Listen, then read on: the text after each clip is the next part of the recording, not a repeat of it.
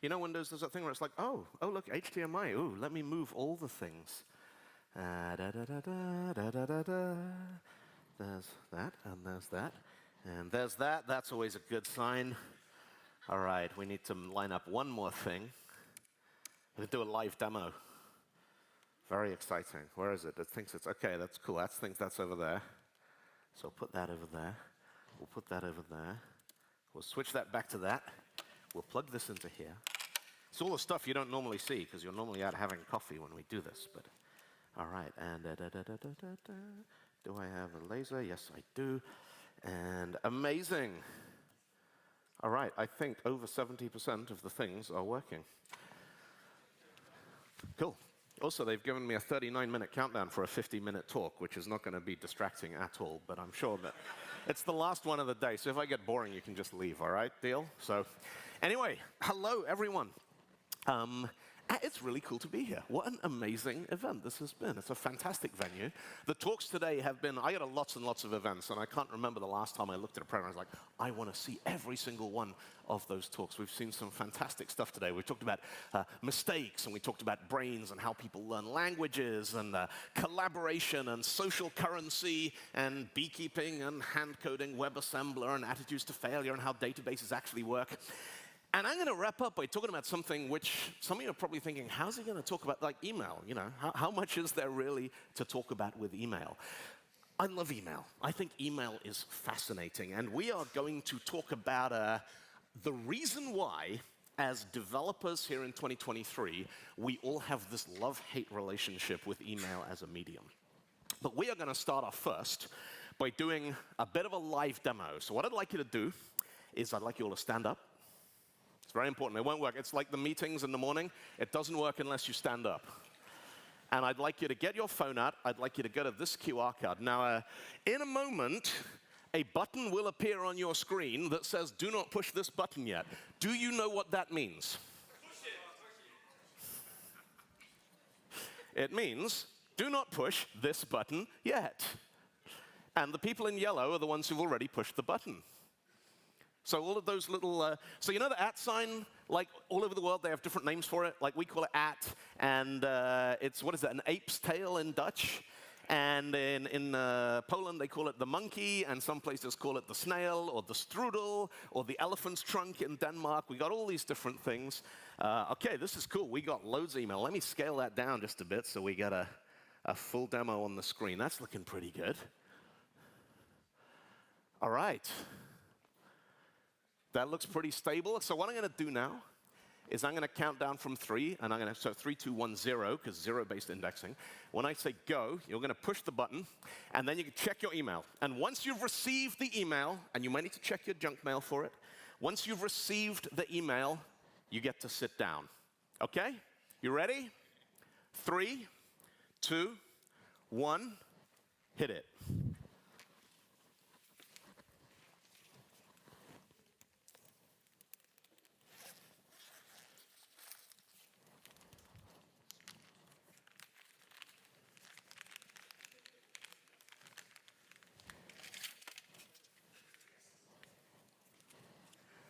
All right.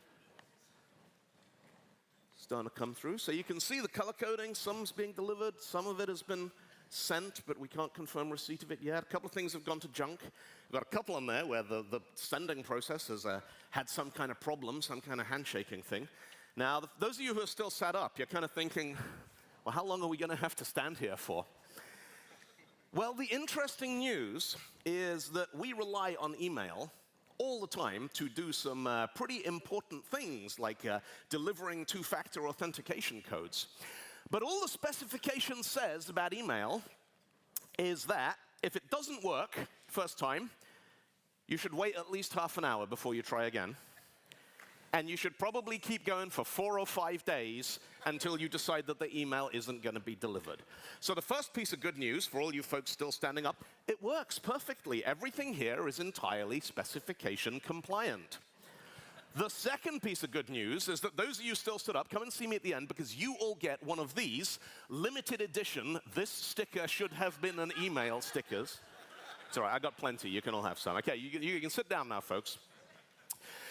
But what we've demonstrated there, we use email all the time for things like you got to log into Microsoft Azure, and it's like, oh, we've emailed you a code.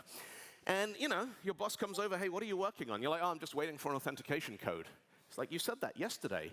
You're like, yeah, this is the specification for email. It says 4 to 5 days. Everything is absolutely compliant. So we're going to talk about email, the challenges in sending and managing and all these kinds of things about it. Now, my personal experience with email goes back to one of the first jobs I ever did as a professional developer was back in the days of the Internet Connection Wizard. And I was hired by a company in London who I ended up working with for a long, long time. They hired me to build them an email-based job information system for professional actors. Now, this is about 2001. I sent email in a loop. So it was classic ASP, VB script, and every time I sent an email, I would push a little dot, like a full stop, to the response buffer. So the web page would literally go dot, dot, dot, dot, dot, dot, dot, so you could see it was doing something, because we didn't have Ajax. We didn't have WebSockets. We didn't have any of that stuff. And then at the end, we would redirect.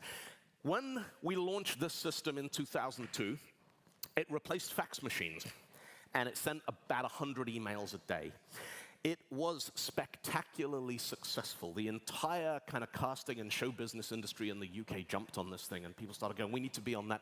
People would ring us up going, I need to buy a computer so I can be on your email service, because they're looking for jobs. What computer should I buy? I'm like, I don't know. Go to a computer shop. We just make websites. Now, this system grew from 200 emails a day to 500 to 1,000, 2,000. We rolled it out to individual members, so about 50,000 professional actors. And we added a bunch of code to this thing which would personalize it. So you could go onto Spotlight's platform. You could say, I need an actor who's between 160 and 180 centimeters, who can ride a motorcycle and speak Japanese. And we would filter that, and we would send real-time email alerts to all of the actors in the database who matched that system. Now, on a good day, we would send about 250,000 personalized emails. But there's an interesting phenomenon. We were based in London in the UK. We served mainly the English-speaking kind of show business industry. So London, the way show business works in London, people get into the office late, they sit around, they drink tea for a few hours, then they go to the pub. And when they get back after lunch, they're like, I guess we should probably do some work before we go to dinner. So in the UK, the spike is around this time. Around 2 o'clock in the afternoon, we'd see 3 hours of really heavy traffic. This is exactly the same time that all of the people in New York have just finished their second latte, and right, we've got to make a Broadway show, which is exactly the same time that everyone in Los Angeles and Hollywood has finished their 5 a.m. power breakfast. So we would see a sustained throughput of about 10,000 emails a minute for 3 hours every weekday for upwards of a decade, and it was still happening when I finally moved on from that team. Now, when those emails didn't get delivered, you probably have a picture in your head of what a professional actor looks like, right? Like you're thinking about Hollywood and glam. No, professional actors look like this. Because most of them, most of the time, are not working. They are trying to get their next job, which means they are sat at home going, refresh, refresh, refresh. And they'd phone us. Be like, hello, I haven't had any email for half an hour. Is everything fine? Now, if any of you have ever got in trouble for sending email, sending spam and getting things, but customers phoning up going, I haven't had email, can you send me some email, please? And we had to answer those calls, which meant we had to hire people to answer the phones, which cost money. So we had a massive business incentive to understand the intricacies of email delivery. Now, the whole time that this is going on, because I am an idiot, I am also running a free Qmail Red Hat Linux email server for me and all of my friends, which I ran all my own email on-premise, on hardware for about 15 years. And I eventually stopped, and you'll find out why. And then earlier this year, I run the platform that NDC Conferences uses to do all of their ticketing. And we had a bunch of people in January who'd bought tickets to this conference, and they didn't get the email. And everyone else got the email and kind of went digging through the logs. And it was one of those weird scenarios of like, as a developer, it almost offends me that we have to care about this thing, but nobody else understands the rest enough to fix it. So maybe there's an interesting talk in here. So we're going to talk about email. Now, email, or electronic mail, or just mail as they used to call it, email's old. email is older than networks because the earliest computers, you go back to the late 50s, early 1960s, computers were way too big and expensive to be used by one person, so they were all shared. You and all the other scientists in your company or your university laboratory, you'd have one computer to share between you, and you could leave each other messages. You couldn't send messages because they didn't go anywhere, because we didn't have networks yet. So this is like leaving sticky notes on the world's most expensive fridge. And then when your colleagues come in and they sign in the next morning, they get, oh, you have mail, and they could read messages about it. Now, the story of email really gets going in 1969. If the United States of America was a TV show, 1969 would be like the big season finale, because the US did a lot of big stuff. They landed on the moon. They flew the Boeing 747 for the first time. They had the Lockheed SR-71 spy plane, 1969. Woodstock, the Summer of Love, this kind of epic genre-defining thing. And the internet, kind of. This is the ARPA network, the Advanced Research Project Agency Network. And this is a hand-drawn diagram of the entire internet, or predecessor to the internet, as it existed in 1969. Now, the ARPANET was a project to let's connect a bunch of computers together so that if one of them stops working, the rest can still talk to each other. So it was the first computer network that had this kind of, peer-to-peer resiliency, smart routing. And internet email is hundreds of people collaborating over decades on all kinds of technology. But one person whose contribution really kind of stood out was this guy. It's Ray Tomlinson. And in the 60s, he was working on a system to send electronic mail over the ARPANET. And he's the person who decided to use the @ sign. Because the story goes, he had this key on his keyboard, and he didn't really know what it was there for, because this is sort of a weird relic from the days of writing bills of loading for ships and stuff. So he's like, well, I might as well use that. And so email addresses started to look like this, alice@MIT Multics. Now, you'll notice there isn't a .com or anything on the end of that. Because in the 1960s, we didn't have .com because we hadn't invented it yet. We had computers that had names. And if you wanted to put your computer on the ARPANET, you'd plug your computer in, you'd choose a name for it, and then you'd phone this lady. This is Elizabeth Fainler. Everyone called her Jake. She ran the Network Information Center at Stanford for about 25 years, and she and her team maintained the hosts file. This was a list of all the computers in the world that were networked, along with what they were called, where they were. They had network addresses, but the network address was a number. Like, you'd phone Jake and go, I got a new computer. Jake would be like, all right, you can have address number 12. And that was it. That was your internet, 12. And this thing was full of all these details. So every machine on the network, you could see where is it, which building's it in, what's the phone number of the system operator who runs this thing. And they would print out a copy. About every 18 months, they'd print a hard copy and send this around to all the places that used it. Now, there's two kinds of people in the world. There's the ones who look at something like this and go, oh, wow, that's really useful. Wow, they've worked really hard. And there's the people who look at this and go, I could use that to make money. This is Gary Turk. Gary's like, there's this weird thing happens on this where you're looking up obscure details of stuff that happened in the 1960s, and you type someone's name in, and the top thing is their LinkedIn profile. Because Gary is not only still alive, he is still working in digital marketing. And he claims he is the father of e-marketing. Less charitable people would say he is the inventor of spam. Because what he did is I need to check the year on this, 1970-something. He typed in, they had this new system, the DEC System 20. It was the first DEC computer that spoke ARPANET protocols natively. And he's like, I know a lot of people might want to buy this computer. And DEC, kind of on the East Coast United States, New York, they had a bunch of people there. They didn't really have anyone on the West Coast. So he typed in, or he got an assistant to type in, the email address of every single person on ARPANET in the US West Coast, and he sent them an email. And this is the email that he sent them. And around about here is the point where he overflowed the headers, and so all the recipients, the people below this, they didn't get it. The people above it, they got it, but it started with a list of all the people who didn't get it, and it ends up right at the end with, we invite you to come to see the 2020 and hear about the DEC System 20 family, blah, blah, blah, with 2 hotels in Los Angeles. Now, have you ever got into trouble at work? You ever been shouted at by your boss? Have you ever screwed up so bad that the police talk to your boss? Have you ever screwed up so bad that a United States Army major contacted your employer and told them in no uncertain terms that the ARPANET is a defense research facility and you will absolutely not use it to try and sell computers? Do you understand me? On pain of death, sir. Yes, sir. We're very sorry. We won't use it for... The problem is they also sold $13 million worth of computers. Now, there is maybe a little window here where just possibly we might have fixed the problem of unsolicited electronic marketing. But there were few enough people on the ARPANET that they all just kind of went, yeah, that was bad. We probably shouldn't do that again. All right. Yep. All right, everyone, that's it. Nothing to see here. Let's just go back to what we were doing. Now, there is this kind of demographic breakdown. You know, the people talk about there were the baby boomers, who were the people born around 1960, and then there was Generation X, and then there's the millennials and Generation Z, and then what do they call them, Generation Alpha or something? And there's this little gap in the middle. It's a microgeneration. It's, what is it? Now, I'm in this microgeneration.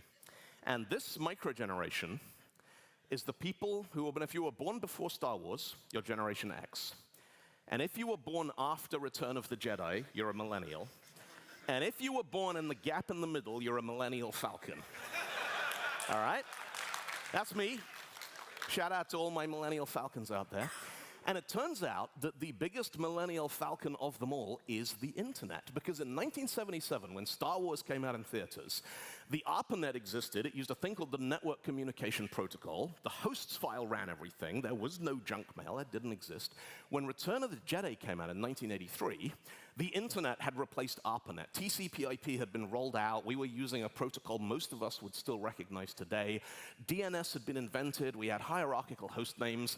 And we had invented junk email. And one of the things invented during that window was SMTP, the Simple Mail Transfer Protocol, created mostly by this guy. Now, SMTP was drafted and published in 1982, but it was so phenomenally successful that every single email system, up to and including the ones that you can go out and get right now, have to maintain backwards compatibility with the standard, which is now over 40 years old. It's like, you imagine you go to the Apple store to buy a brand new M2 MacBook, and it comes with a tape drive. Because you have to be able to read stuff from 40-year-old media. It's that degree of backwards compatibility, because as soon as SMTP email was established, if you were like, oh, we got a different email system, they'd go, shut up, IBM, we don't care. Go over there. You can email each other. We're going to do SMTP. And eventually, all the big companies with their own standards are like, all right, we'll build an SMTP connector so we can talk to the rest of the world. And they weren't happy about it, but they all did it. SMTP basically runs internet email and has done. And one of the things that's defined in that SMTP specification is the format of a valid email address. This is a big deal, right? Someone's filling out a form on your website. You want to know, is their email address valid or not? Now, you can dig in and read through the spec and probably, hands up who's written code to validate email addresses. Did you use a regular expression? Yeah. Did it work? We don't know. But, I mean, you'll know an email address. Like, if you look at it, you'll know. So let's say we got our friends in the Avengers, and Tony Stark, he's iron.man@avengers.com. Is that valid? Yeah, all right. So Spider-Man, he's Spider-Man at Avengers. Yeah, we happy with that one? What about T'Challa with a little apostrophe in it? Yes? No? What about Rocket plus Groot? Because they got a shared email account because they're like best buddies, right? What about Bruce the Hulk Banner in quotes at Avengers.com? What about that one? Now, these are all valid. These are all specification-compliant email addresses according to the rule book of what an email address can look like. But maybe valid is the wrong question. You know, maybe validity is not actually that big a deal. What we care about is if we try and send you an email to this, is it going to work? That's what actually matters. That's what makes email useful. And that comes down to understanding two different things. First of all, the bit on the right-hand side, that is the domain part. That controls where is this email going. And then this is the local part. That controls what happens when it gets there. Now, as part of the preparation for this talk, I put together a bunch of transcripts. We are going to send an email now using MS-DOS, or using a Windows command terminal. I'm going to use a tool called NSLOOKUP. And I'm going to say I want to do a network lookup using a Cloudflare's DNS server. I want to know set type equals MX, mail exchanger. Who exchanges email for the domain funwith.email? And I'm going to get a reply back that says, oh, it's these two. Preference 10 is smtp1.funwithemail, and preference 20 is smtp2. And lower numbers are higher preferences, which is why you shouldn't call it priority, because high priority is low priority, and then it gets confusing. That's all right. SMTP1, funwithemail. Let's talk to them. So I'm going to telnet into them on port 25, and I'm going to say, hello, I'm DylanBeaty.net. And it's going to go, hi, I'm SMTP1, funwithemail. And I'm going to go, I got a mail from Dylan at DylanBeaty.net. It's going to say, OK, and then I'm going to say recipient to, and this is where things start to get interesting, because this is where that system now goes, right, who are you trying to send email to? And this is where the standards and ideas about validity start to break down. Now, I wanted to work out, never mind what the rulebook says, I want to know what actually works. So I went on Google, and I looked up who are the best email providers for doing stupid experiments. And I scrubbed that, and I wanted to see, what's the state of the industry at the moment? Who are the best business email hosting platforms right now?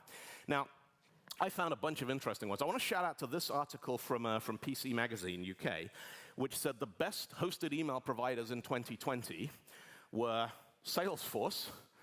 GoDaddy is apparently the best email system for Microsoft Office 360 users. Zoho Mail is good if you're a Zoho loyalist, well, I guess. And if you're in Microsoft 365, your best email system is Teams. Now, if you're not familiar with corporate email, this is the equivalent of opening Car magazine, and it says, oh, here's the best economy family cars for 2020, the Hyundai Tucson, bicycles, Bitterbollen, or Penguin. And you're like, one of those, yeah, I have no idea. But I did also find quite a lot of reputable journalism with articles like, best email providers, best email hosting, comparison services, and a couple of names that kept coming up over and over again. Now, disclaimer at this point, all the services I'm going to show you, they are really good. They are excellent platforms run by smart people. They conform to the rules. If you are actually looking for someone to host your business email, do not listen to anything I am about to tell you, because it's not that kind of talk. What I'm going to show you is the equivalent of, let's say I was testing family cars by filling them with gravel, setting them on fire, pushing them off a bridge, and then writing down which ones sank before they exploded. That's the kind of testing methodology we're applying here. The names that kept coming up were Office 365, which is Microsoft's cloud thing, Google Workspace, Zoho Mail is really popular with people who don't want to use Google or Microsoft.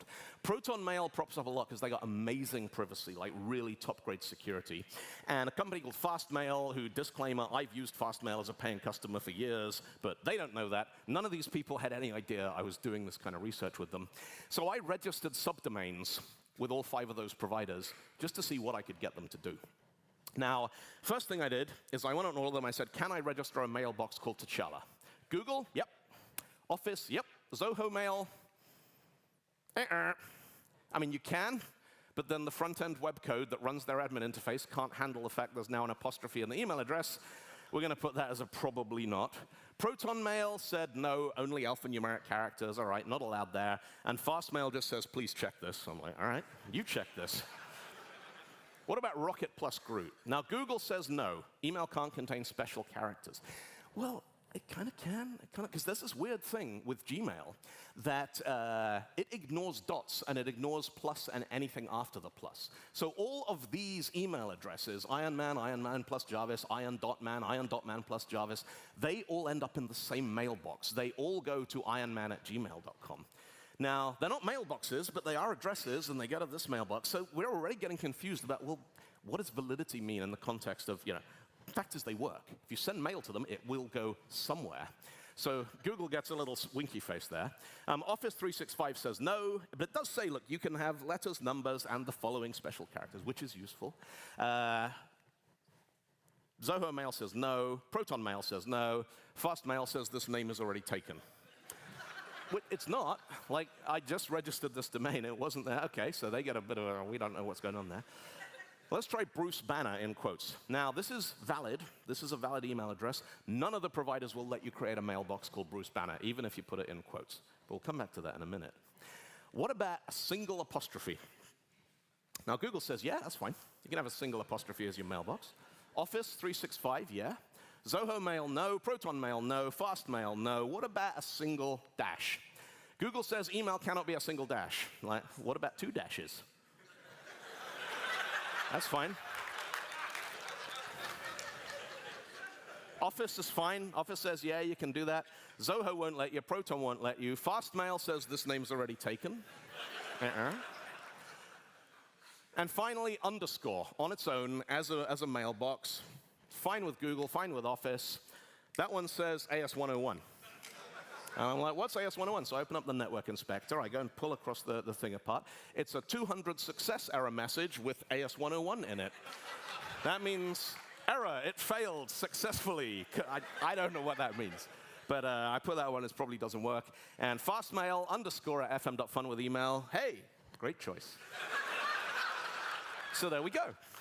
So this is how the 5 market-leading providers have implemented what mailboxes you can and cannot have. So maybe the specification is not helping us. Now, at this point I thought, well, I can create what's called a catch-all domain or a catch-all address. I can say anything in that domain, I want to send it to this mailbox. So I set up a bunch of those to see if the email addresses would go through that system. So then I went into Gmail. I tried to send email to Bruce Banner in quotes, and it said, no, that's not recognized. Please make sure. OK, fine. Tried the same thing on a Proton Mail. They said not valid. So clearly, you can't send email with a space in it from most clients because they just don't want you doing that. We'll come back to that in a second. The outcome of this exercise, is an email address valid? Here is the rule that you should implement in your own software. Does it contain at least one @ sign? If it doesn't, it's not. If it does, it depends. Now, while we're on the subject, can an email address be case sensitive? Partly is probably the best answer you're going to get. The local part can. Because when SMTP was rolled out in the 1980s, most of the people using email were running Unix. And Unix has a case-sensitive file system. And your home directory is the same as your username, and your mailbox file is named for your home directory. So on a Unix system, you could have Alice with a big A and Alice with a little a could be different people, which meant they would have different home directories, which meant they would have different mailboxes, which meant that you could set up your email connector that when you got incoming SMTP mail, big A Alice and little a Alice would go to different mailboxes for different users. Now, the airline industry in particular seems to love turning my email address into block capitals, which means if I was using my Unix terminal in 1982 to book plane tickets, I probably wouldn't get my tickets because it might be case sensitive. The bit on the right, DNS is case insensitive because they had learned from history's horrible mistakes. But the bit on the left, if you want to make a case-sensitive email system, you can, and you're not breaking the rules. You just probably shouldn't do that because it's not a good idea. Now, what I did next is I said, OK, let's go back to, this is kind of the email equivalent of hand-coding assembly demos, WebAssembly demos. Let's actually try sending an email. So I got this transcript open. It says recipient to, OK, and I say data, and I'm going to say hello, go. Queued, quit, bye. Complete email transcript. 1982 dialect SMTP on Fastmail. It works. I get this. I don't know who it's from. I don't know where it came from. I don't know who it was sent to. But I do know that it says hello.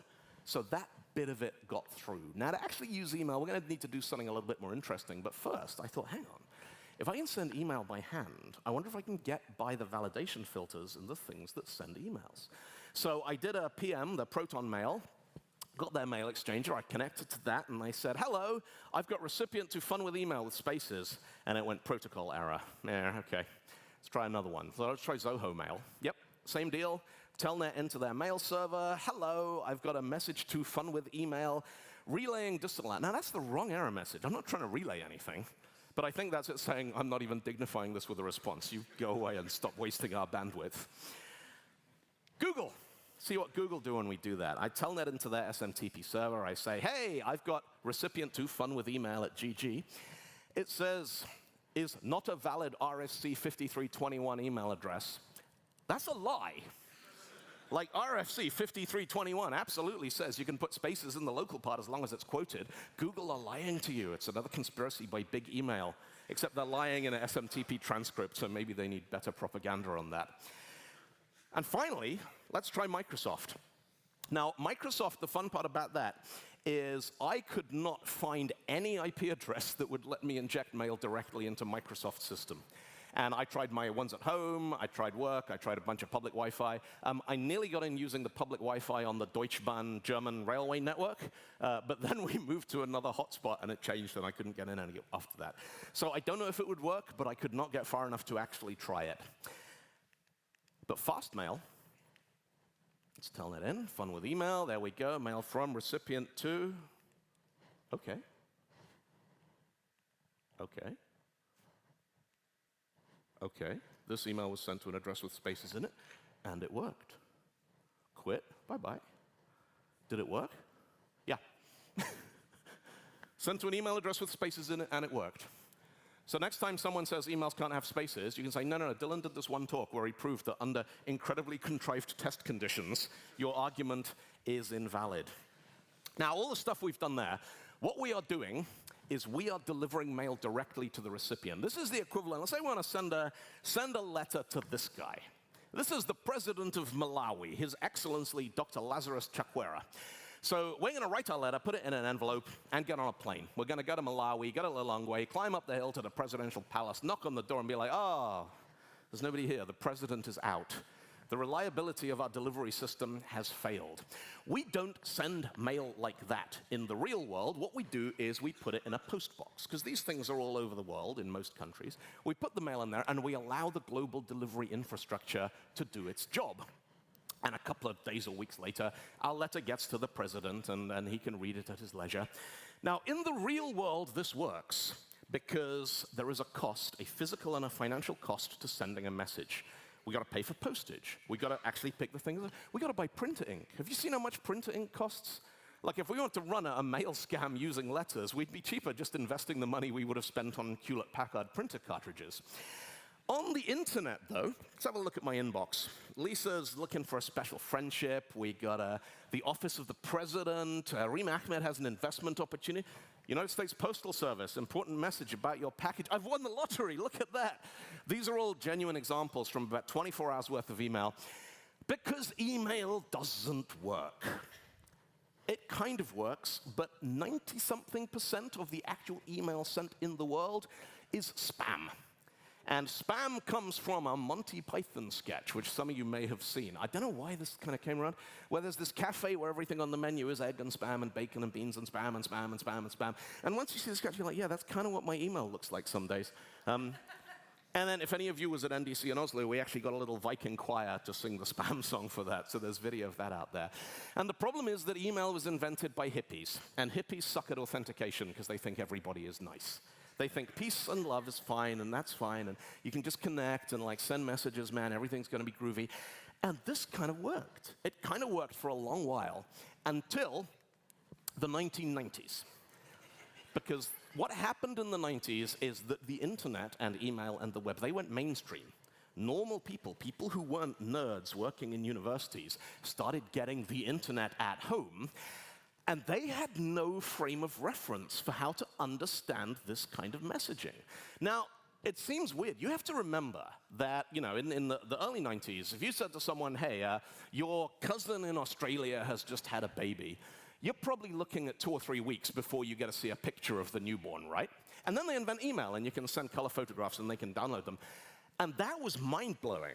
That was like, this is too good to be true, but it just happened anyway. Wow, the internet's amazing. And then the next thing in your inbox is Bill Gates saying he's going to give $10 million to everyone who forwards this email. And they're like, well, the last thing was true.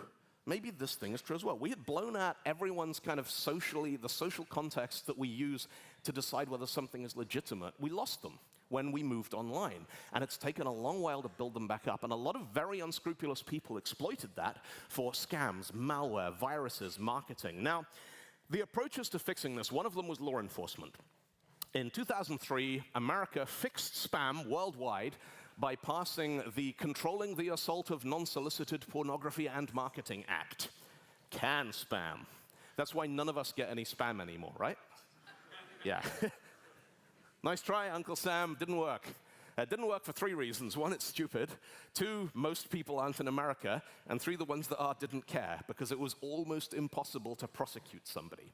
The second approach for this is client-side filtering. People setting up their own rules or using their own software to pick email out and say, that's good, that's junk, that's good. Now, I'm not going to talk about that just because it's not generally interesting. How you choose to configure and filter your own email is of very little relevance to me as a developer trying to send email to 10,000 people at a time. I use email filtering. I use Gmail. It does a pretty good job. Only sometimes do things go into spam by mistake. But the third approach is, can we look at email when it arrives and determine the person who sent this, were they a citizen in good standing using reputable network providers and all these kinds of things? Can we filter it on that basis? What the hippies should have added to the thing was peace and love and authentication. They didn't. There is no authentication. SMTP, the one that still works 40 years later, is an unencrypted plain text protocol with no security, no usernames, no passwords, no TLS, no certificates, nothing. But as we've seen, we couldn't invent a new one because the old one was already too popular. So what we came up with was the extended simple mail, not complicated mail transfer protocol, extended simple. It's like a negative profit, if you've ever seen that in business accounting. Now, do you remember this movie? Anyone out there? Labyrinth, the little worm at the beginning, where she gets into the labyrinth and she meets the worm and she says to the worm, did you say hello? And the worm says, nah, I said hello. But that's close enough.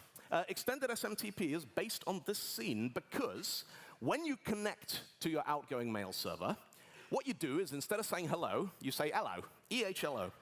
And if the server on the other end speaks extended SMTP, it will give you back, hey, cool. You speak extended, I speak extended, awesome, let's have a conversation. Here's all the extra stuff that I know how to do.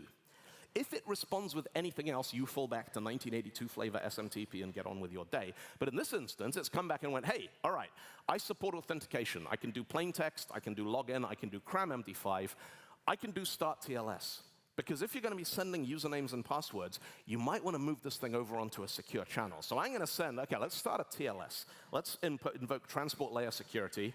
It says, cool, okay, go, and we start again. Hello, dylanbeaty.net.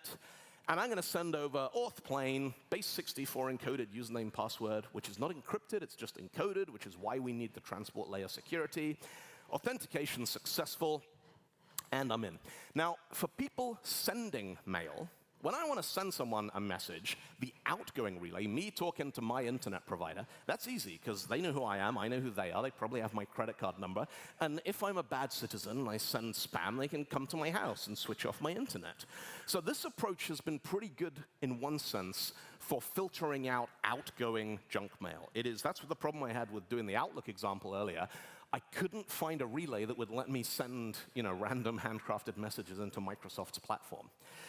When it comes to the other end, though, when it comes to incoming email, we have a much more complicated problem, because the beautiful thing about email is I can send a message to anyone on the planet we don't have to work for the same company. We don't have accounts on the same platform. It's not like, I can't send you a WhatsApp message unless you're also on WhatsApp. Email doesn't work like that, and that's what makes it beautiful. But that means we have no central authority to control the usernames and passwords. Now, this guy he's a crypto freak. He's a guy called John Gilmore, a cypherpunky radical activist. And John Gilmore's interesting because I kind of agree with the first 98% of what he says, and then he goes that a little bit further, which I think makes him a massive jerk. He has been rigorously campaigning against any kind of filtering and corporate censorship when it comes to online traffic. This is a famous quote: the net interprets censorship as damage. If this server says you can't send that message, the protocols are designed to treat that as a server outage and find another way around. Now, John runs an open mail relay. He has a server at hop.toad.com that is configured to allow anybody anywhere on the planet to connect to it and send mail to anywhere. You can go on this and go, hey, hop.toad.com, I want to send this email to Google, and this one to Microsoft, this one to Oracle, this one to Joy of Coding. And that server's like, yeah, happy to help. I'm a good, upstanding network citizen. Problem is that makes it a spam relay, which means almost every other email provider in the world has said, we are not accepting any mail that came from this system, because that's all they can do.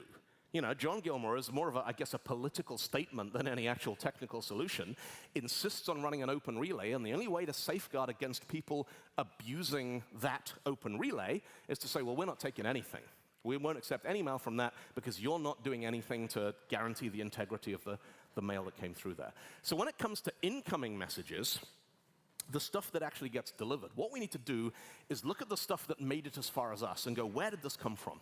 Was it sent via hop.toad.com? If so, it's probably spam. Was it sent from an email address or an IP address controlled by Google? If so, then it's probably legitimate.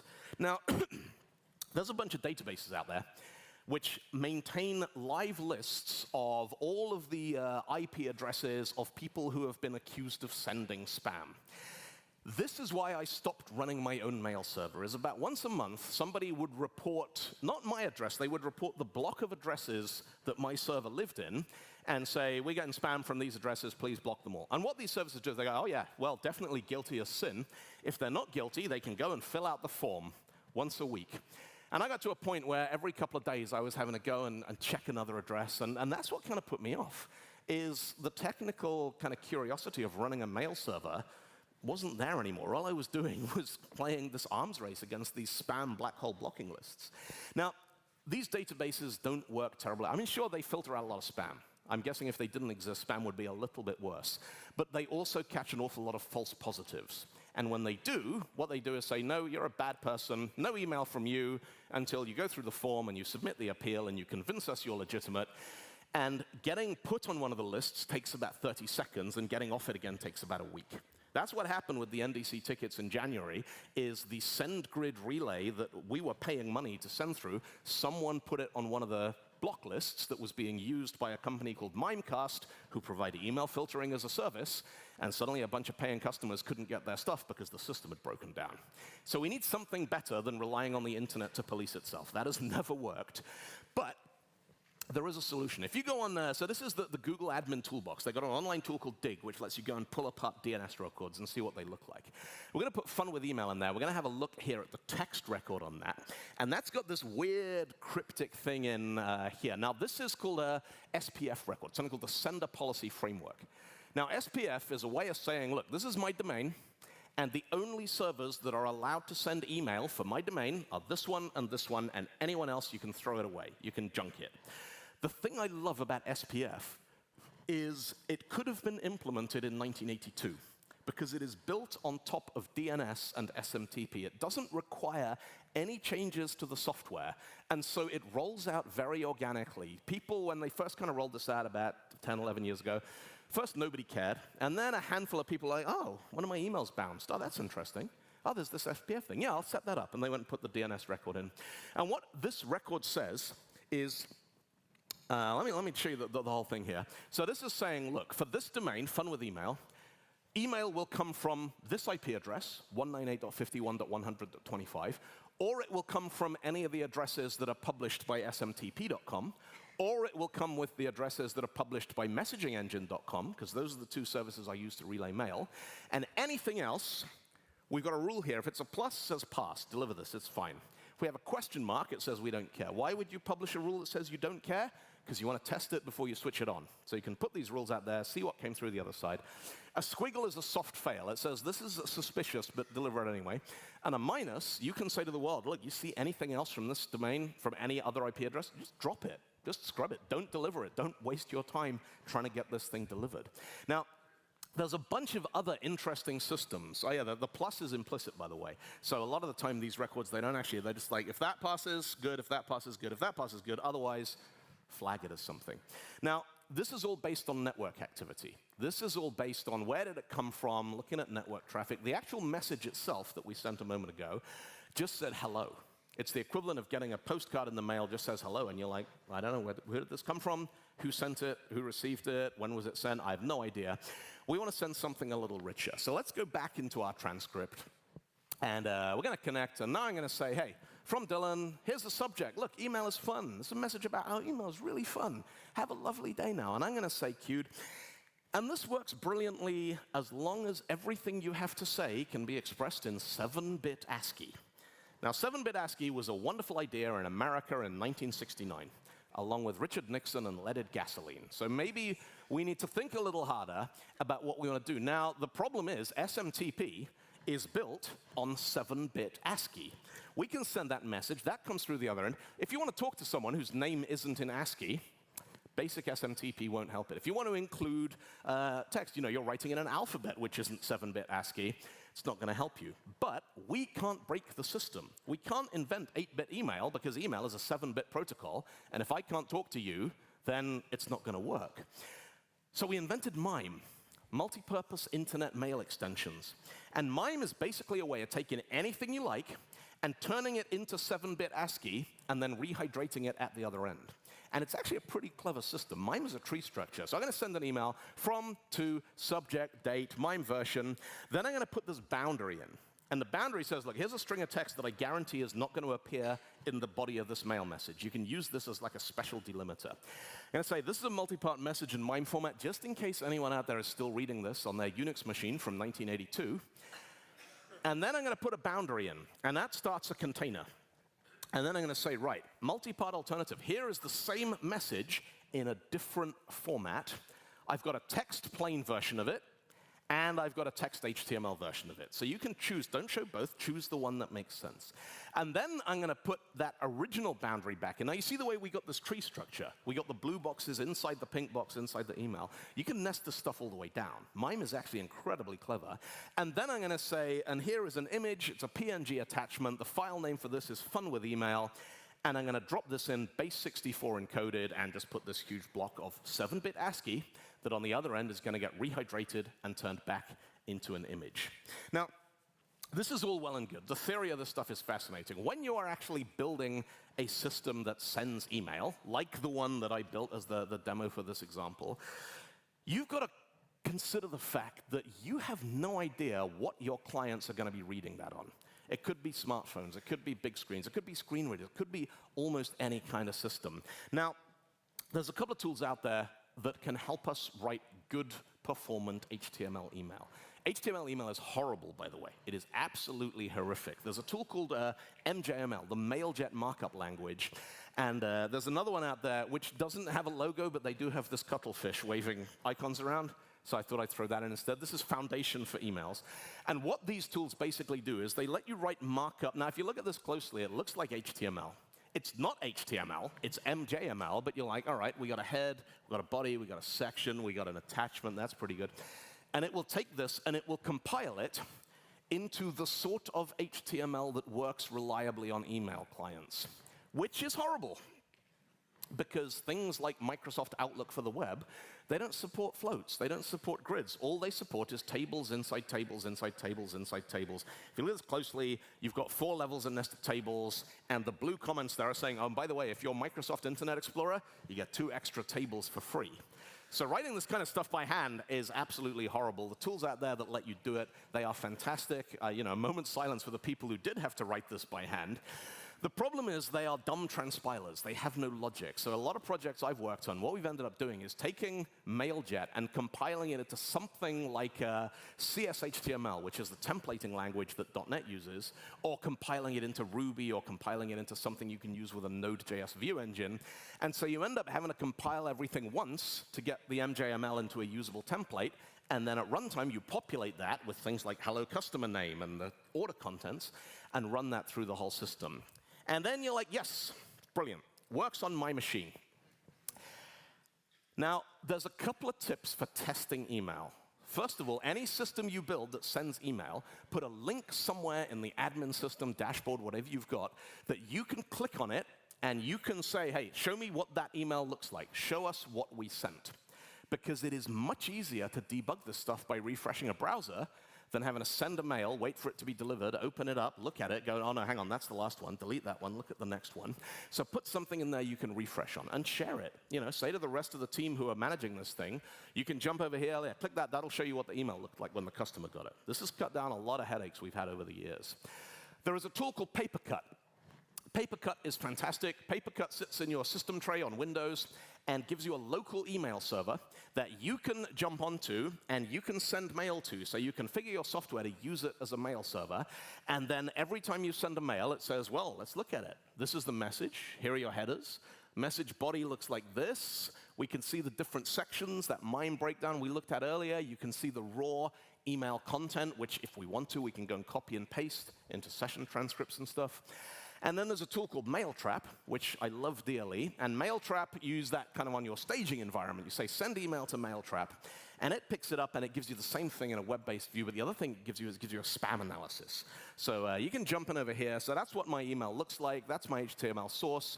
Now, the spam analysis for this, you look at that, I'm pretty good. Like, everything's good. I got a 0.8 there. And I look at the detail, and it says the domain was registered in the last 14 to 28 days. This is the kind of thing you need to think about. If you've got a client saying, we want to send 10 million marketing emails, you say to them, well, you register the domain now and start sending emails slowly. Because if you register a domain today and then start sending mail from it tomorrow, lots of people are going to go, no, that must be junk. The domain is only 1 day old. So there are all these different considerations that get taken into account when systems decide, are we going to accept this email for delivery or not? We got a, which targets is this going to work on? It's another Mailtrap thing. 85.5% market support. I'll allow it. So I'm going to write my email. And because I am a diligent professional, I am going to test it on all the things. Gmail, iOS Mail, Android, Outlook, Zoho, Proton, Fastmail, AOL, Yahoo, Thunderbird, Eudora, Vivaldi Mail, Pine. I send the email out, and I get that WhatsApp from the customer going, the email looks wrong. And I'm like, what do you mean it looks wrong? I tested that on everything. Send me a screenshot. And they send this, and I'm like, oh, dark mode. I don't know who thought it. Do any of you have friends who are graphic designers? I want you to go to your graphic designer friend and be like, hey, can you design us a brochure? By the way, we might print it on white paper, or we might print it on black paper. We don't know. You design it now, and we'll decide later when we get to the print shop. They're probably going to slap you. Because one of the fundamental principles of design is you start by choosing what color the paper's going to be, kind of work up from there. And we just turn around and went, nah, email can be dark mode. But it can. And that's almost kind of what's beautiful about it, is that the client says, yeah, I want to read my email in dark mode. This is going to upset a certain type of capitalist marketeer who can no longer control the message. You're like, chill, relax, it's all right. Make email that people can actually read. Send that out to them. If it's that big a deal, come up with a version of our logo that works on dark or on light mode. Put a board around it or something, which doesn't show up brilliantly on this projector, but you kind of get the principle. Now, the reason why all this stuff is so challenging, validation, design, HTML markup, is email is a moving target because it is not controlled by an authority. And every time you think we've got it, you validate an email message, well, that means that it worked once. It might not work tomorrow. The email address that worked this morning might get shut down tonight. You can't validate, you can't verify it. You send someone an email that looks fantastic, and 2 days later, you're like, oh no, they've got the new iOS update, they've switched over to dark mode now. You can't control it. The capitalist marketeers who want to control every part of the message, it drives them crazy. And that's why I love it, is because they can't control it. Email is the last remaining system that if I want to send you a message using electronic communication, none of us has fax machines anymore, none of us has landlines anymore. Sure, we got smartphones, but your network provider might decide to shut your smartphone down. If we want to have a chat on, like, if you have a Teams call, I can't join your Teams from my Zoom. That's not a thing we have now. We are getting siloed. The way we communicate is we all need to be working for the same billionaire at the point we want to have a conversation. Email doesn't work like that. I can set up a server, and you can set up a server. We can talk to each other. And if we trust each other, nobody can prevent that from happening. We still, by implementing open protocols and the power of the web, or the power of the internet, we can have a conversation that is not going to make anybody rich. And I think that's wonderful. And I want to leave you today with a final example of email as an art form built on top of internet standards. It's a guy called Tony Finch. Tony ran the email systems at the University of Cambridge for a long time. He's working on a bunch of stuff with OpenDNS now. And in 1998, Tony noticed that the Austrian domain registrar had relaxed their requirements about top-level domains. Now, does anyone know what the top-level domain for Austria is? It's .at. And Tony had realized that with these new relaxed restrictions, he could buy the domain .at and create a mailbox called .at. And that's Tony Finch's email address. It's beautiful, it's a work of art, and is completely valid. Thank you, Joy of Coding.